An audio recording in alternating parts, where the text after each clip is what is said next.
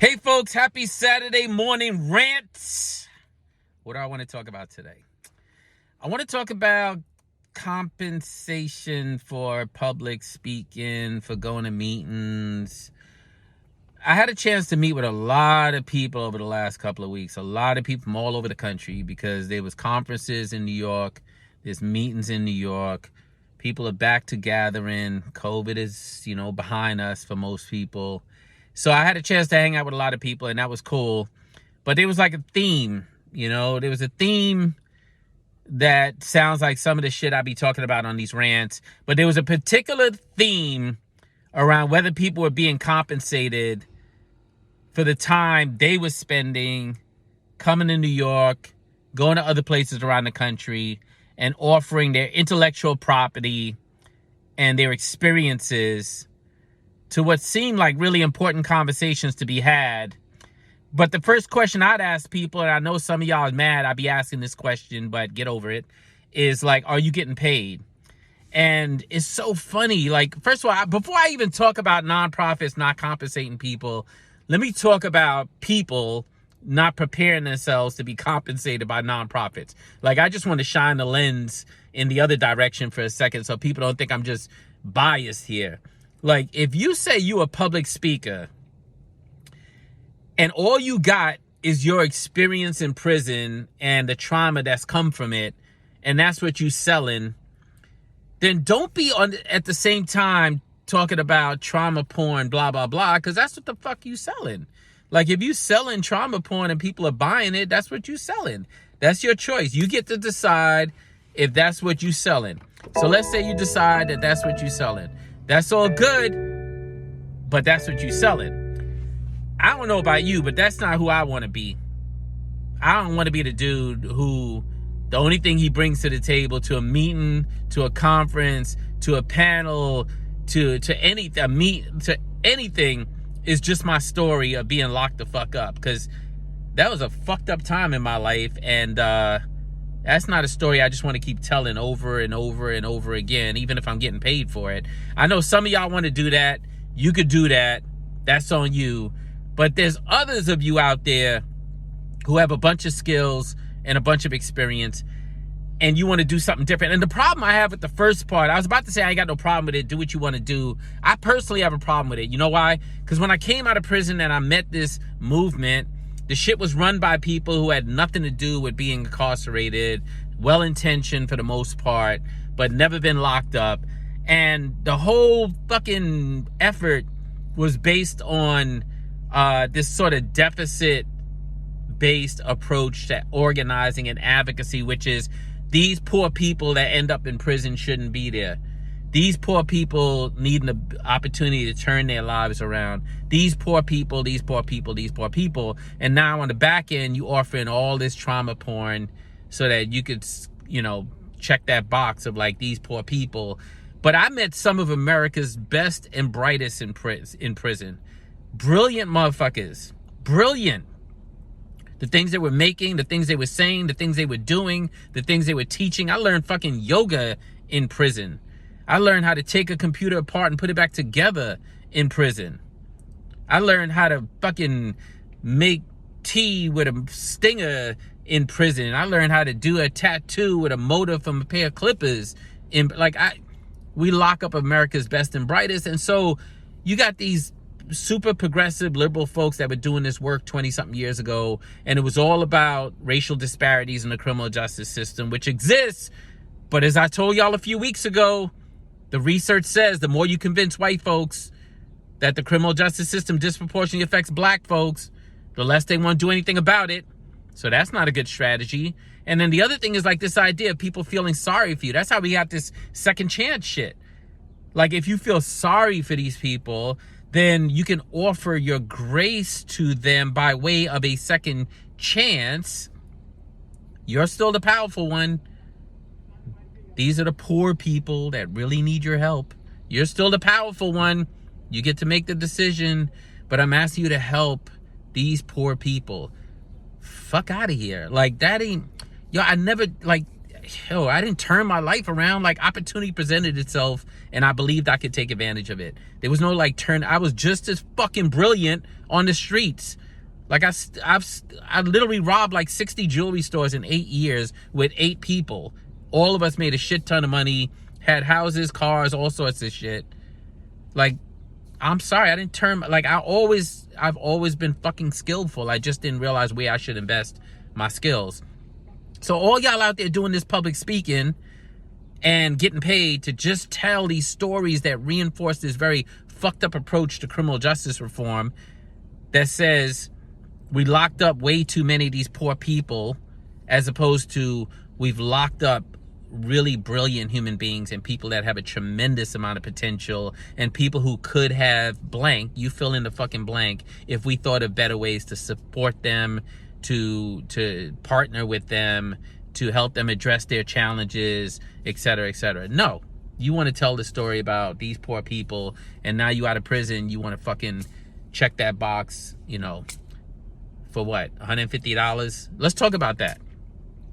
So I was about to say, if you do public speaking and you want to get paid and you want to show up as more than just your trauma porn, then you need to help people understand what the fuck you bring to the table. It can't just be your fucking story. Like, literally package yourself. Like, first of all, you can't be a fucking generalist. You can't be someone who can speak about anything. That's stupid. Nobody can speak about everything. And who the fuck wants a keynote that can speak about anything? You might as well just fucking let your 11-year-old child do the keynote.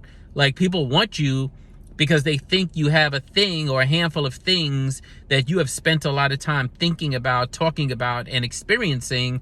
But if you don't package that and help people understand that that is what they are investing in, then why are you surprised that they just paying you for your trauma porn?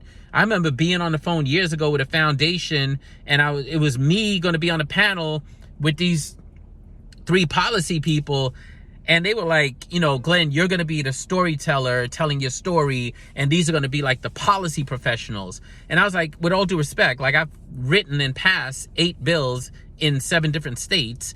I'd love to hear from these policy professionals what they've been able to advance. Fucking crickets. So let them motherfuckers tell their story. Maybe they got a sad story about being at Yale or Harvard or Columbia or NYU or wherever the fuck they were. But I'm not going to be the trauma porn story, because I have drafted bills. I have advanced them. I have created relationships with conservatives and progressives to get a bill passed, to move it through the legislature, to amend the bill, to negotiate on the bill, to get the bill passed, and then to get the bill successfully implemented. But you want me to be the fucking storyteller? The story I'm going to tell is about how you trying to pimp me the fuck out. I'm not going to be your storyteller. But you know why? Because I was clear with them about what the fuck I brought to the table besides just my poor story of being locked up. Yeah, that shit was fucked up. Locked up was fucked up. But that ain't the only thing I'm selling, because that shit ain't gonna get you so far. And people like me and others have opened the fucking floodgates for everybody to come the fuck out of the closet. So you're not even special anymore just because you did time. That's not enough to be special. I did time. I'm an entrepreneur. I did time. I work for a nonprofit. I did time. Whatever the fuck, like, I helped change voting laws in this state. I did time. Like, I helped people get access to healthcare in a way that they couldn't before by moving forward this regulatory change. Or I've been working on LWOP issues and we've been successful help people package yourself. What the fuck are people buying? Can't just be your charismatic fucking self and your cute smile and whatever the fuck you bring. I don't know. It can't just be that. I know there's some of y'all out there, that's all the fuck you bring to the table. And I know there's some of y'all out there literally running organizations and you only got there because you're willing to tell that fucking story about smoking crack over and over and over again. We're tired of that fucking story. It's embarrassing. You're embarrassing yourself, especially when you still act like you're smoking crack. Bring something else to the table. Bring some skills to the table. Bring a vision to the table. Bring some ideas to the table. Fuck. All right, so now we back to the story. So now that's the lens on people directly impacted. Like, we built a movement. You're at the head of the movement in many cases. You have the ability to be further leading in the movement. But let's stop selling the sad stories alone. What else do you bring to the table? Your trauma is important, I get it. But a microphone and a $150 check is not your way out of trauma. Okay, I'm done with that part of it. So let's talk about the other part of it now. Because the other part of it is about organizations that are willing to tell a person that you're interested in them and you're interested in their story, and at the same time, not compensate them. So many people told me they were in New York and they were here to do meetings and they were here to do a keynote, here to do a speech, here to do something like that.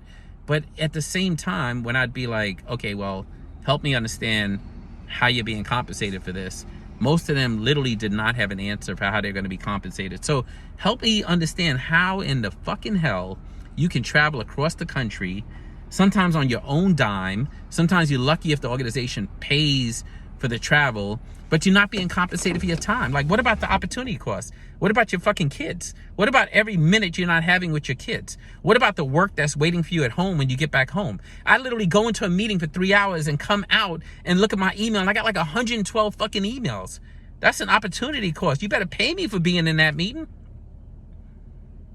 And stop living in this nonprofit space where like asking for money is some sort of like negative. Like literally a badge of honor. What's up, dude? A badge of honor is some sort of negative shit, and a poverty is some sort of negative shit, and you're not supposed to ask for money?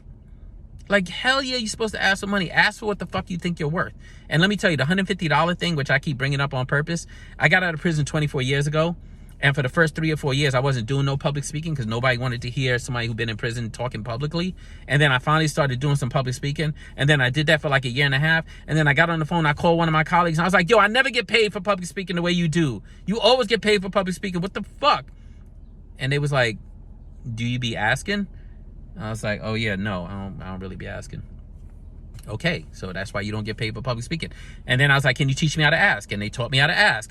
But then they was like, also, you got to package yourself. You got to figure, But the point is this, nonprofits, if y'all out there asking people to speak, instead of inviting 5 people and not paying none of them, or inviting 5 people and paying them $150 a piece, invite 1 or 2 people and pay them a decent fucking salary for their time.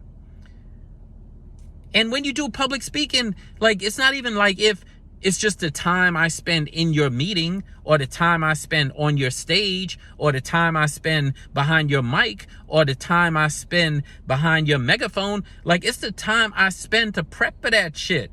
The time I spent to travel to that shit. The time I spend trying to get home after that shit. All of that needs to be paid for. And y'all don't be telling poor people that shit. Y'all don't tell low-income frontline staff how to think about this thing, how to think about money. That's how you think about money. Like, every minute of your life can be worth something. And if people show an interest in you being part of what it is they're doing, then they should show a financial interest in making sure you're supported to be able to do that. And if you think it's just about making money, because I noticed some of y'all anti-capitalists out there saying, oh, he sounds like such a capitalist.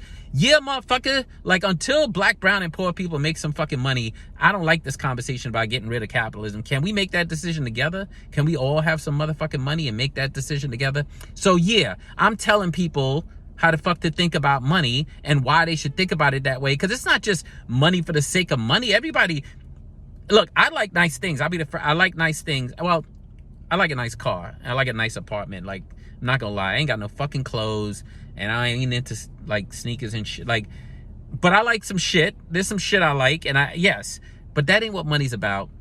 And y'all be lying to people, and I'm gonna tell y'all right now, listen close, lean into this one, especially people that never had money. Because a few years ago, I ain't had no money neither. Lean into this shit for a second.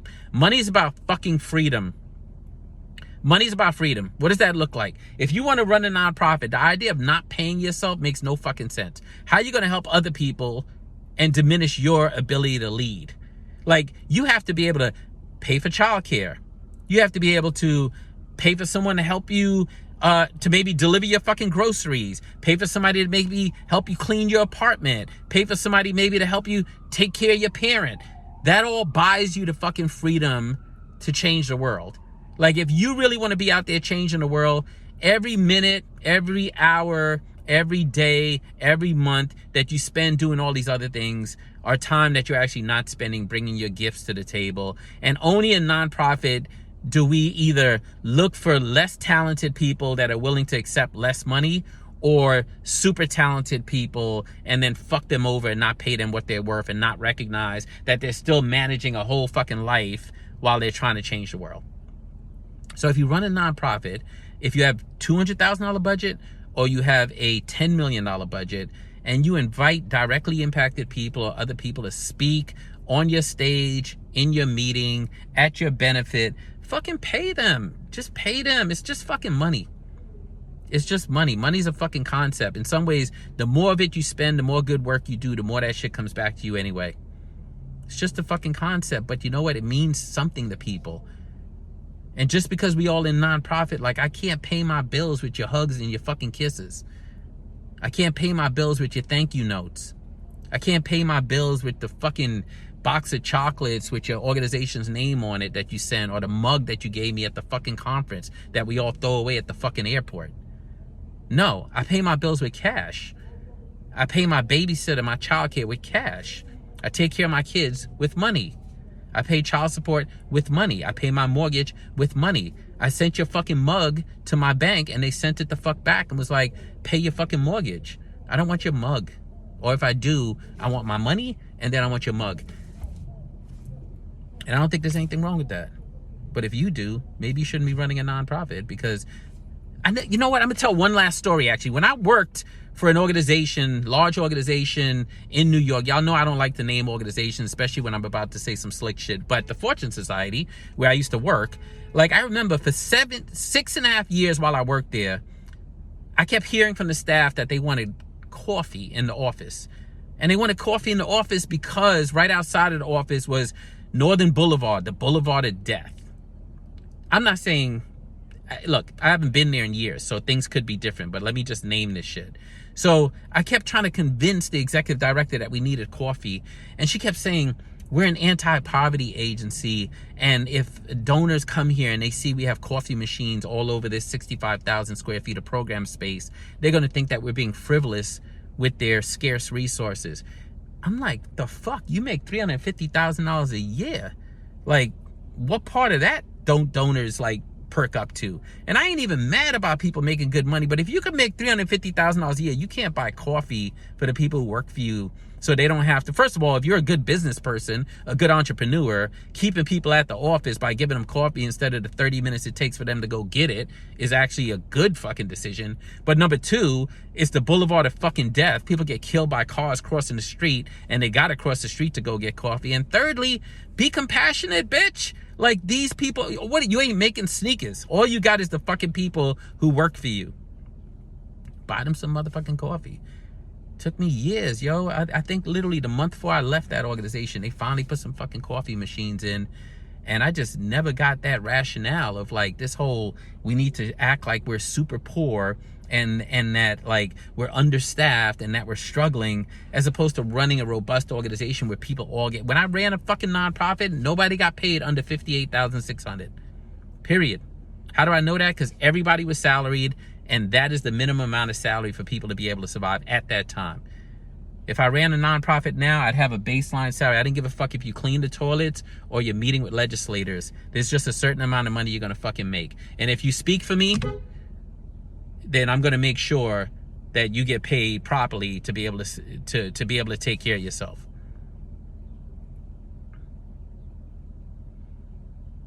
Sorry, I got distracted. This motherfucker almost hit my car. That's all I got for y'all today. Like, literally, that's all I got for y'all. I wanted to talk about compensation because I didn't like the fact that I was talking to a whole bunch of people that was here in New York, invited here by these large organizations. Y'all got all this yield money. Bunch of them got yield money. Y'all got money. We know you got money. You know you got Jeff Bezos' wife gave you some money.